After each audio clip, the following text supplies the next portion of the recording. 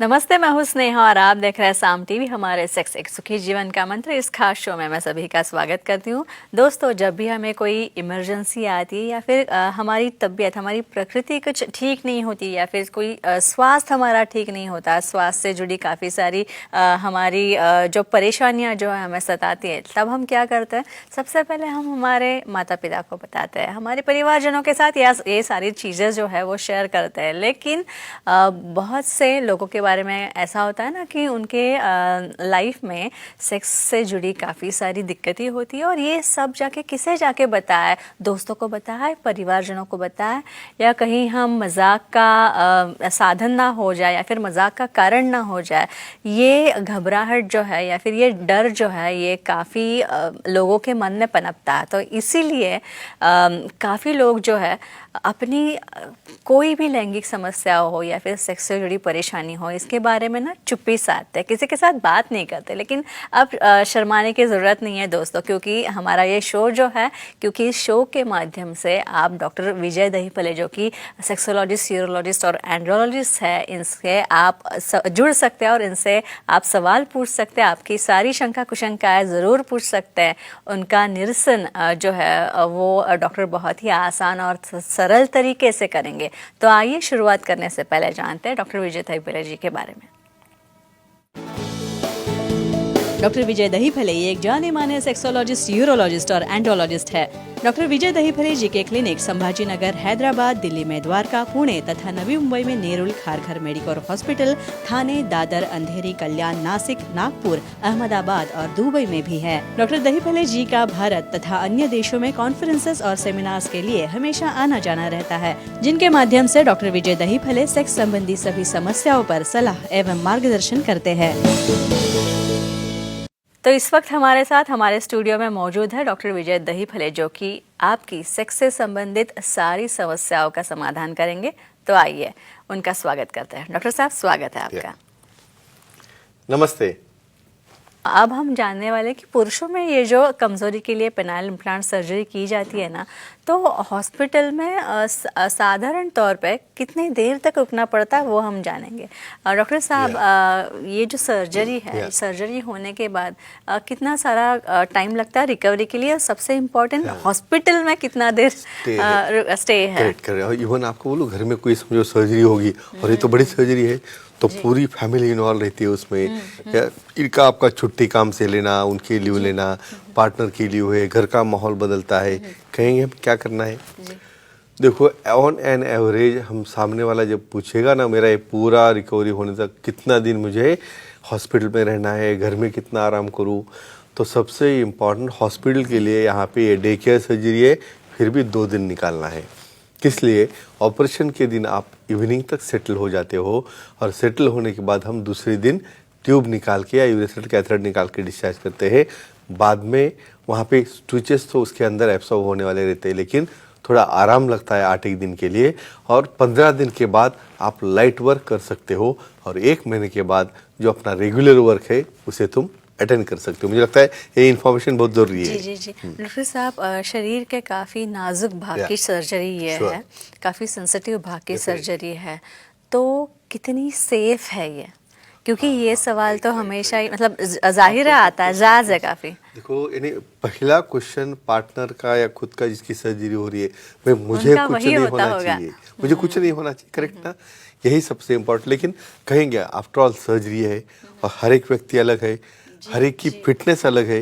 भाई किसको डायबिटीज है, बीपी है, कोई नॉर्मल है, कोई और प्रॉब्लम है। कहेंगे हम नॉर्मल फिटनेस लेने के बाद near about 99% experts sexologist, urologist, andrologist के हाथ में कॉम्प्लिकेशन का रेट बहुत बहुत कम है, हार्डली कहेंगे 1%। लेकिन ये किससे जुड़ा रहता है?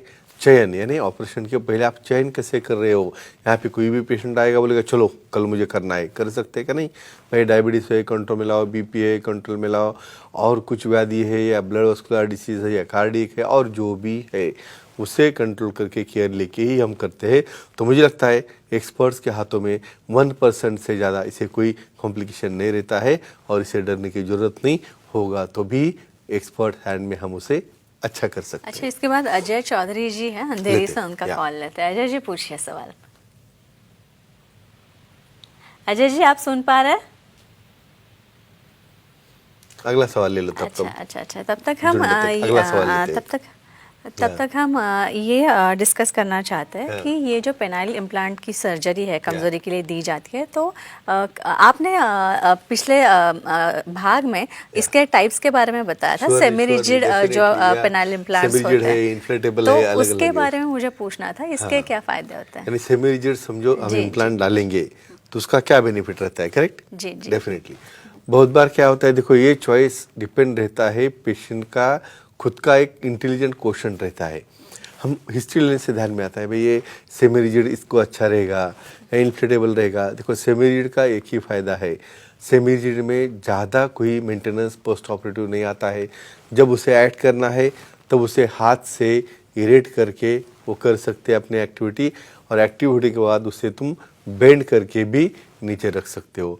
और सेमी रिजिड में उसको कुछ ट्यूबिंग या कुछ एडिशनल पार्ट नहीं रहता है, इसलिए पोस्ट ऑपरेटिव लॉन्ग टर्म तक कोई भी कॉम्प्लिकेशन होने की चांसेस बहुत कम होते हैं। अच्छा डॉक्टर साहब, अजय जी वापस हमारे लेते साथ हैं, जुड़ sure, रहे हैं, उनका yeah. फोन पिछली बार कट हो गया था। अजय जी पूछिए, सवाल पूछिए। Hello sir. हाँ जी बोलिए, नमस्ते। कमजोरी के penile implant surgery sickle cell disease वालों को कर सकते हैं, क्या जानकारी दीजिए। अच्छा, बहुत बहुत एक्सीलेंट है। सिकल सेल एनीमिया एक प्रकार रहता है जिसमें कि एबनॉर्मल आरबीसीज रहते हैं, अच्छा। एबनॉर्मल सेल्स रहते हैं, ये नहीं वो सिकुड़ जाते हैं या क्लॉट हो जाते हैं, कहेंगे इसमें कर सकते हैं क्या? ऐसे abnormal cells sickle cell anaemia में भी ये इम्प्लांट हम कर सकते हैं, लेकिन क्या केयर लेनी है, उसका प्लेटलेट काउंट इम्पॉर्टेंट है, उसको कोई ब्लीडिंग डिसऑर्डर ना होना, और सबसे इम्पॉर्टेंट ये जो पीपल्स या जो पेशेंट्स है पोस्ट ऑपरेटिव स्ट्रेस में नहीं आना। जितना स्ट्रेस में आओगे उतना सेल्स और सिकुड़ जाते। तो यहाँ पे प्रॉपर केयर लेके उनका ब्लीडिंग टाइम क्लॉटिंग टाइम पूरा अच्छी तरह से देख के यहाँ पे पूरा फिटनेस लेके सिकल सेल में भी हम डेफिनेटली इम्प्लांट कर सकते हैं, लेकिन पोस्ट ऑपरेटिव उन्हें स्ट्रेस ना आ जाए और किसी प्रकार से वहाँ पे ब्लीडिंग है या नहीं है उसकी कांस्टेंट हम जांच करनी पड़ती है। अदरवाइज इसमें सब कुछ सेफली हम प्रोसीड कर सकते हैं। अच्छा, ये और एक टाइप है पेनाइल इम्प्लांट का, इन्फ्लेटेबल। तो ये इन्फ्लेटेबल पेनाइल इम्प्लांट जो है, ये अगर लगाए तो इसका क्या फायदा होता है? बेनिफिट यानी रिजिड के सेमी रिजिड के ऊपर इन्फ्लेटेबल का कहेंगे हम। ये देखो इसलिए तो ये टाइप्स बनाए, समझो जिसे बहुत सोफिस्टिकेशन चाहिए, मुझे थोड़ा भी ऐसा इरेक्शन बाहर दिखना नहीं चाहिए या पार्टनर को नहीं समझना चाहिए, वो अच्छा नीचे कंसील होना चाहिए। तो इन्फ्लेटेबल में एक सबसे बड़ा फ़ायदा ये है कि आपकी क्रिया होने के बाद हम उसे बलून प्रेस करके कम्प्लीटली डिफ्लेट कर सकते हैं और उसे कम्प्लीटली कंसील कर सकते हैं। तो ये सबसे बड़ा फ़ायदा है, लेकिन आपको कैसे यूज़ करना, उसके कैसे केयर लेना, ये पता होना बहुत ज़रूरी होता है। अच्छा, इसके बाद एक महिला दर्शक जुड़ी है, शिफा जी थाने से बात कर रही है। शिफा जी पूछिए सवाल। नमस्ते जी सर। जी नमस्ते जी, बोलिए। जी पूछिए सर, पुरुषों के कमजोरी के पेनाइल इम्प्लांट सर्जरी कितनी उम्र तक कर सकते हैं, बताइए। अच्छा, एज के बारे में पूछिए। ऑफ कोर्स है, सादा सिंपल सवाल है। आपको ईडी जल्दी हो गया या लेट हो गया तो कब तक कर सकते हैं और मैक्सिमम मिनिमम लेट कहेंगे हम। देखो जो हमने अब तक जो हमारी स्टडी है, हमने जो किया है, जो प्रैक्टिकल हम इम्प्लांट करते हैं, तो मैंने 22 साल से लेके मैक्सिमम 88 ईयर्स तक ये इम्प्लांट कर सकते हैं, क्योंकि हाँ उसके लिए कोई रेस्ट्रिक्शन नहीं है। क्योंकि हम मैं ऑलवेज कहता हूँ कि हमारे ऑर्गन का यूज सिर्फ एक्ट के लिए नहीं, खुद का सेटिस्फैक्शन है, खुद की पर्सनैलिटी डेवलपमेंट है, उसकी एक्टिविटी की जब इच्छा हो जाए उसे एक्टिविटी करनी आनी चाहिए। तो ये ध्यान में रखते हुए ये लिमिट सेट की है। तो 22 साल से लेके 88 ईयर तक कर सकते हैं, लेकिन उसकी यूटिलिटी, उसका क्या रीज़न है, ट्रॉमेटिक है, ओल्ड एज है और क्या है, इसके लिए पूरी हिस्ट्री लेना जरूरी रहता है। अच्छा, काफी बार ऐसा भी होता है, अभी आपने इतनी सारी पेनाइल इम्प्लांट सर्जरी करने का एक्सपीरियंस आपके पास है, तो इसीलिए एक सवाल पूछ रही हूँ कि क्या कभी ऐसा हुआ है कि किसी पेनाइल इम्प्लांट सर्जरी के दौरान पेशेंट को काफी सारा ब्लीडिंग हुआ है, तो क्या इस ब्लीडिंग के जैसी ऐसे कुछ कॉम्प्लिकेशंस हो सकती है? मतलब इनकी संभावना कितनी है? देखो इमेजिन करो, मैंने कितनी भी अच्छी गाड़ी ली, मर्सिडीज लिया, रॉयल रॉयल्स ली, आप ऐसा कह सकते हैं इसका एक्सीडेंट नहीं होगा, तो इसका कंसर्न किससे है? ड्राइवर, यानी एक्सपर्टीज। तो क्या रीजन है, कैसे हम कहते हैं? देखो हर एक केस अलग है।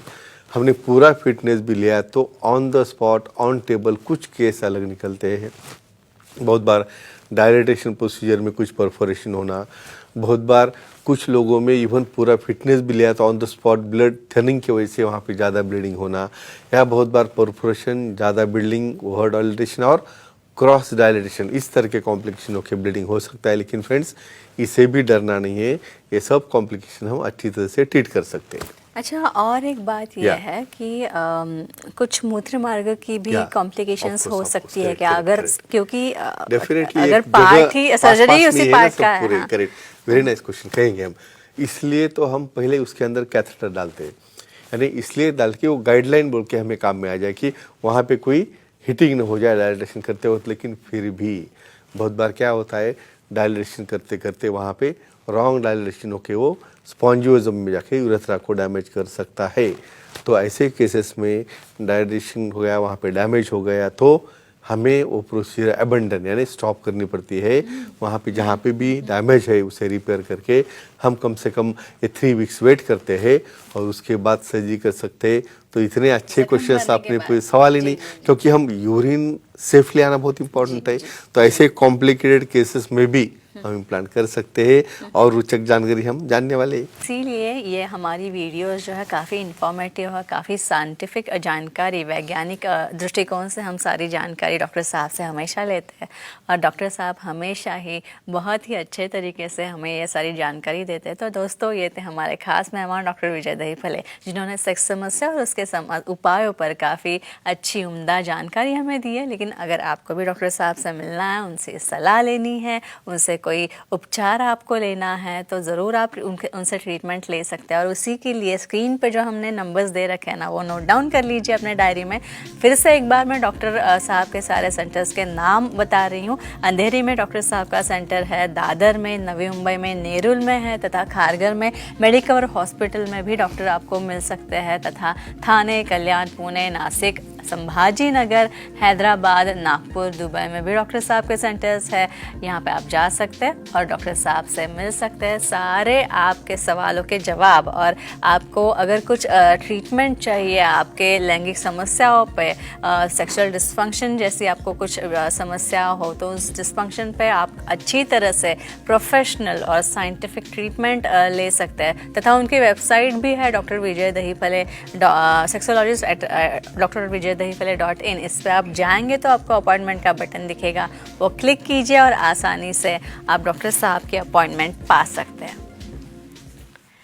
तो डॉक्टर साहब, पेनल इम्प्लांट काफ़ी बड़ा टॉपिक, और ये सर्जरी, उसके कॉम्प्लिकेशंस या फिर इम्प्लांट्स के सारे टाइप्स और उसका क्या असर हो सकता है हमारे पार्ट्स पे, वो भी आपने सब बहुत अच्छी तरीके से बताया। धन्यवाद आपका। तो अब वक्त हो चला दर्शकों को भी विदा करने का, तो हम यहीं पर रखते हैं। लेकिन आप खुश रहिए, खुशहाल रहिए, और अगर आपके मन में कुछ या फिर आपकी कुछ लैंगिक समस्या हो, या फिर आपके मन में कुछ शंकाएं हो, कुछ डाउट्स हो इसको लेकर, तो ज़रूर आप हमें जो ईमेल आईडी दिए है उस पर आप आपके सवाल जो है आप हमें ईमेल कर सकते हैं। डॉक्टर साहब उन सभी सवालों का जवाब ज़रूर देंगे। फिलहाल हम यहीं पर रुकते हैं, तब तक के लिए गुड नाइट, शुभ रात्रि, शब्बा खैर। नमस्ते।